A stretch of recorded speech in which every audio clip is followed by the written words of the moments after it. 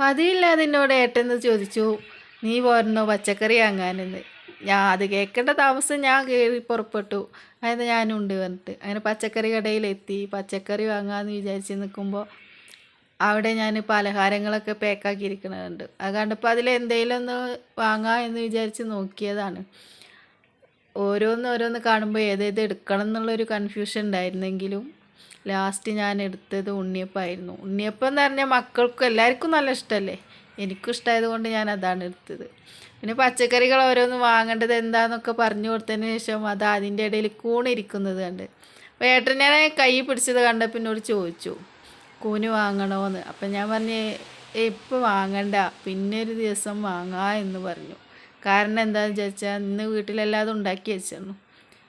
എന്നിട്ട് നേരെ ഐസ്ക്രീം വേണമെന്ന് പറഞ്ഞിരുന്നു. അപ്പോൾ ഐസ്ക്രീം വാങ്ങാൻ വേണ്ടിയിട്ട് പോയതാണ്. അവിടെ ചെന്നിട്ട് ഐസ്ക്രീമിൻ്റെ ബോക്സ് തുറന്ന് നോക്കിയിട്ട് ഈ ഐസ്ക്രീം കണ്ടപ്പോൾ ഞാൻ പറഞ്ഞു ഇത് മതിയെന്ന്.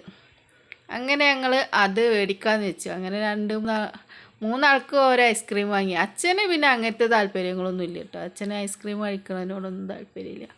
ഇതാ വീട്ടിലെത്തിയപ്പോഴാണെങ്കിലോ മക്കൾ കൗതുകത്തോടെ നോക്കുകയാണ് എന്താണ് വാങ്ങിയതെന്ന്. അപ്പോൾ ഐസ്ക്രീം വാങ്ങിയിട്ടുണ്ടെന്ന് പറഞ്ഞതുകൊണ്ട് അത് കഴിച്ചു. അപ്പോൾ ഇന്നത്തെ വീഡിയോ ഇത്രയേ ഉള്ളൂ. കൂടെ കൂടൂ, സബ്സ്ക്രൈബ് ചെയ്യൂ, കമൻറ്റ് ചെയ്തോളൂ കേട്ടോ.